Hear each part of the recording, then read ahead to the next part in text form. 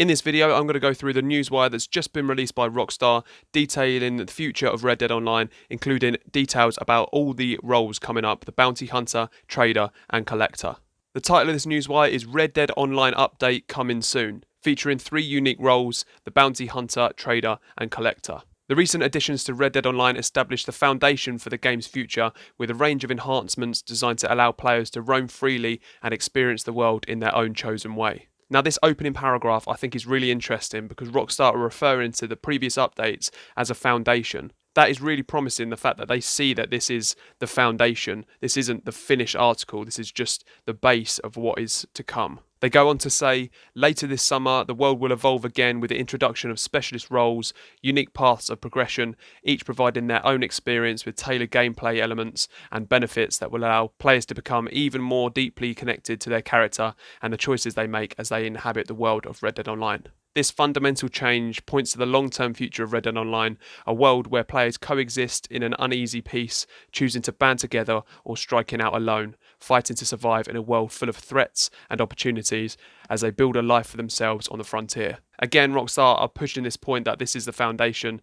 and they're looking to the future of Red Dead Online. And now they go into detail about each role. Become a bounty hunter for a life of constant action on both sides of the law. A licensed bounty hunter can track down targets and capture or kill, depending on how honourable you are in your pursuits. Occasionally, a nearby enemy with a high enough bounty can also be a designated target. Progression will unlock special items like a reinforced lasso for extra tough targets, as well as an intricate gun spinning tricks and advanced tracking skills like the ability to use Eagle Eye while sprinting, galloping on horseback, and many other special skills, items, and upgrades. Now, this is exciting. That reinforced lasso sounds really cool. Maybe that's a lasso that you can't just quickly flick to your knife to escape. Maybe the power of the lasso is back. And the gun spinning tricks, I've got to say, that's not something that I expected them to put in. That sounds like, actually, maybe it might just be a simple emote, to be fair.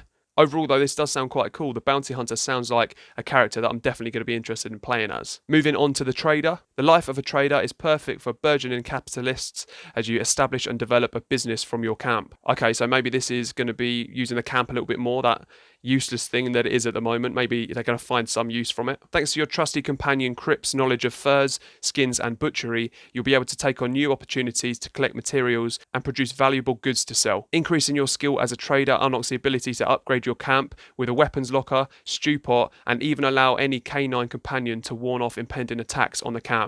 That is quality. We have been calling out for a weapons locker for so long, and it looks like you're even going to be able to have a dog at your camp to protect the camp. That is brilliant. As your business expands, you gain new skills, improve your satchel, or add new assets to your business like hunting wagons to bring in bigger hauls and much more. I've got to say, the Trader actually sounds even better than the Bounty Hunter. Those perks that come with it, they sound great. That is very exciting. Okay, so now moving on to the Collector. A collector loves to explore the world for rare and valuable items. Look for a mystic travelling saleswoman in the wild to get started down the collector's path, searching for lost jewellery, rare arrowheads, and other treasures to sell as individual pieces or highly valuable sets. The arrowhead thing is just really flashing in my mind now, because if you remember a while ago, there was something leaked where someone for some reason had these arrowheads displayed on their screen. I remember Pineapple did a video on it, sort of breaking down what he thought they might be. So maybe this is finally something that we're seeing put into the game.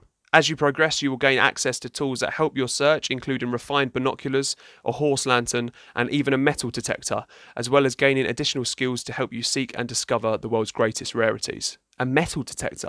I've got to say, I didn't even realise at the time that metal detectors existed. That might just be my ignorance to the era, potentially. So the Collector sounds really good as well. I've got to say, the Trader, though, is the main one that is standing out to me with those camp improvements. As you grow into each role, it will evolve and shape your experience within the world and the characters around you, showing other players how far you've progressed down the path of each specialist role. You'll also be able to play and progress across all 3 roles simultaneously, or choose to ply your trade in just the roles of your choice. There is much more to reveal about becoming a bounty hunter, trader, and collector in the weeks ahead. Okay, that sounds really good then. So what it sounds like to me is that we're almost going to have access to something of a skill tree where we can develop each of these 3 characters at the same time and pick and choose which one we want to focus on. That is really exciting, really exciting. At the end of the page as well, they mention additional enhancements. So I'll just go through this section now. And in addition to these roles, the next update will also deliver a variety of new content and improvements aimed at enhancing all your experiences inside the world of Red Dead Online, whether within roles, competitive modes, modes, or simply exploring free roam. Substantial across-the-board changes are being made to combat and movement to allow for a more responsive control system that still feels natural. Now that to me is a really significant change. I did not expect them to make changes to the movement of our characters. I thought that was just an accepted clunky Rockstar playing feel that we had to sort of endure with Red Dead Online. Additional damage reduction to defensive players is also on the horizon, and the game will now remember your preferred playing style, offensive or defensive, when you exit and relaunch the game. Now that is good. That will stop us having to every single time load up and go into defensive mode if we're thinking of going hunting or something like that. If you want a bit of peace and quiet, that is. There will also be many more lootable items to be found throughout the world, like containers on wagons or the occasional gold tooth on an unfortunate soul.